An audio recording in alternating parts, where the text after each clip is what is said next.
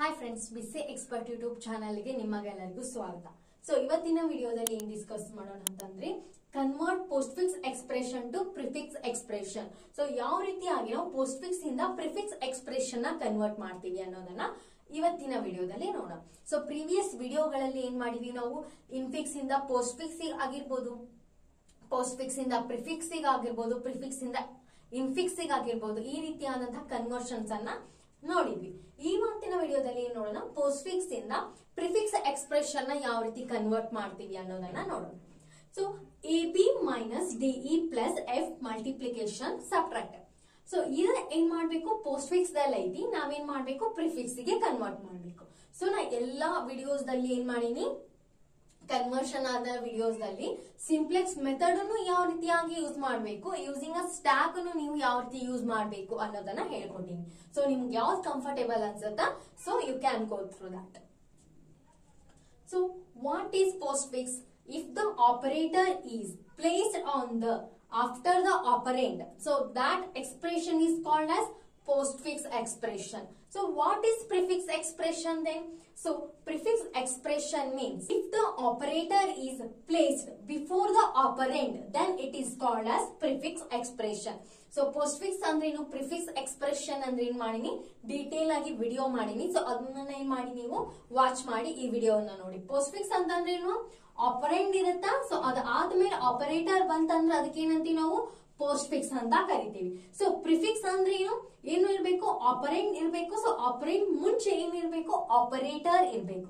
So ಇಂತ expression ಏನ್ ಕರಿತೀವಿ ನಾವು, ಪ್ರಿಫಿಕ್ಸ್ ಎಕ್ಸ್ಪ್ರೆಷನ್ ಅಂತ ಕರಿತೀವಿ. So given expression is in the form of postfix expression.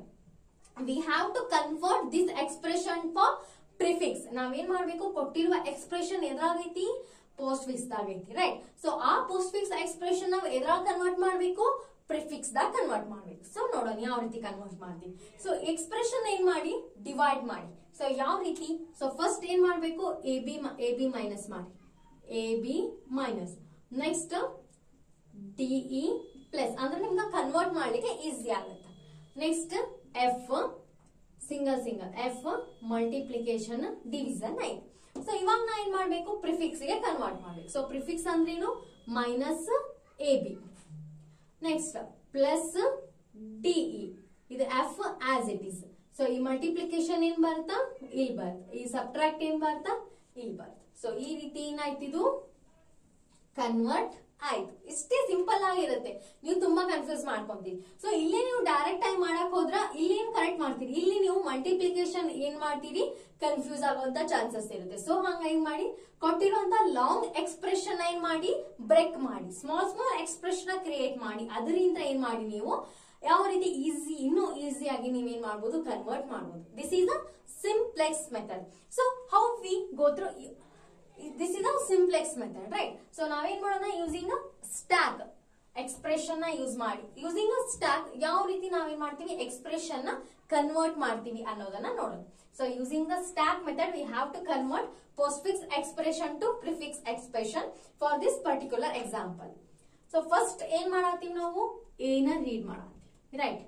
ಏನ್ ಮಾಡಿದ್ವಿ, ಎ ನ ಸ್ಟ್ಯಾಕ್ ಒಳಗಡೆ ಹಾಕಿದ್ವಿ. ಸೊ ಎಕ್ಸ್ಪ್ರೆಷನ್ ಎ ಬಂತ, ರೈಟ್. ನೆಕ್ಸ್ಟ್ ಏನೈತಿ, ಬಿ ಐತಿ.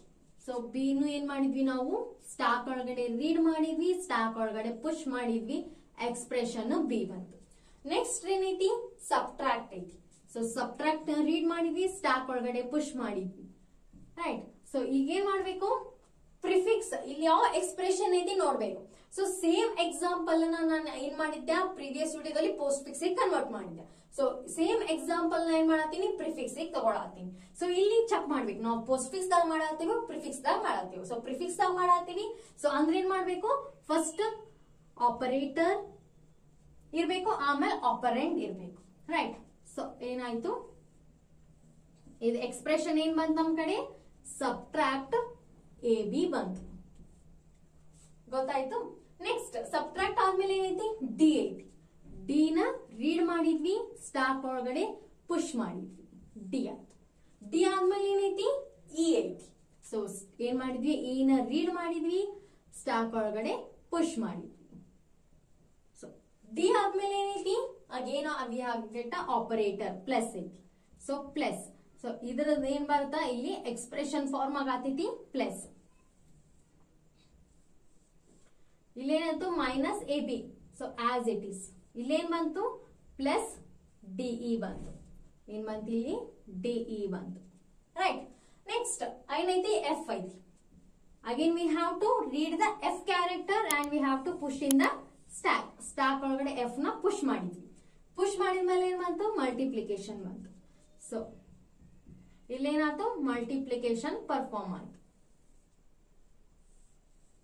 ಏನಾಯ್ತು ಮೈನಸ್ ಎ ಬಿ ಐತಿ. ಎ ಬಿ ಐತಿ ಇದು ಏನಾಯ್ತು ಪ್ಲಸ್ ಡಿಇ ಎಫ್. ಏನಾಯ್ತು plus DE F. Next F ಆದ್ಮೇಲೆ ಏನೈತಿ ಮಲ್ಟಿಪ್ಲಿಕೇಶನ್ ಐತ, ಆಮೇಲೆ ಏನೈತಿ ಡಿವಿಷನ್. ಸೊ ಏನ್ ಬಂತ ಇಲ್ಲಿ ಡಿವಿಷನ್ ನ ಇದ್ರ ಮುಂದೆ ಹಾಕ್ರಿ. ಅಂದ್ರ ಇಲ್ಲಿ ಡಿವಿಷನ್ ಫಾರ್ಮ್ ಅಂತ ಅಂದ್ರೆ ಏನ್ ಬಂತು ಇಲ್ಲಿ minus A B plus multiplication plus DEF ಇತ್ತು. Multiplication plus DEF. ಸೊ ಇದೇನ್ ಮಾಡ್ಬೇಕು ಪ್ರಿಫಿಕ್ಸ್ ಹಾಕಾತೀವಿ. ಪ್ರಿಫಿಕ್ಸ್. ಸೊ ನಮ್ಗೆ ಏನ್ ಬಂತು ಈ ರೀತಿ ಔಟ್ಪುಟ್ ಸಿಕ್ತು. ಚೆಕ್ ಮಾಡ್ರಿ.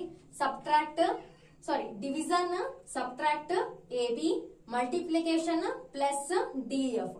ನೀವು ಯಾವ್ದಾ ಮೆಥಡ್ ಯೂಸ್ ಮಾಡಿದ್ರು ಕೂಡ ಏನ್ ಬರುತ್ತಾ ಯೂಸಿಂಗ್ ಸಿಂಪ್ಲೆಕ್ಸ್ ಮೆಥಡ್ ಯೂಸ್ ಮಾಡಿದ್ರು ಸೇಮ್ ಆನ್ಸರ್ ಬಂತು. ಯೂಸಿಂಗ್ ಅ ಸ್ಟ್ಯಾಕ್ ಯೂಸ್ ಮಾಡಿದ್ರು ಸೇಮ್ ಆನ್ಸರ್ ಬರುತ್ತೆ. ಸೊ ನಿಮ್ಗೆ ಯಾವ್ದು ಈಸಿ ಆಗುತ್ತೋ ಅದನ್ನ ನೀವೇನ್ ಮಾಡಿ ರೆಫರ್ ಮಾಡಿ. ಸೊ ಈ ವಿಡಿಯೋ ಇಷ್ಟ ಆದ್ರೆ ಖಂಡಿತವಾಗಿ ಲೈಕ್ ಮಾಡಿ, ಶೇರ್ ಮಾಡಿ ಮತ್ತು ಸಬ್ಸ್ಕ್ರೈಬ್ ಮಾಡಿ. Thank you for watching.